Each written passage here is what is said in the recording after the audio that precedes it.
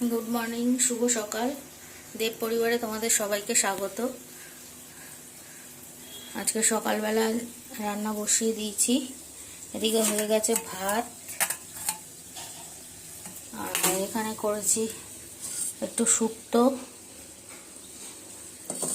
আর এখানে বসানো আছে ফুলকপির তরকারি, এখনো হয়নি। আলু ফুলকপি দিয়ে তরকারি।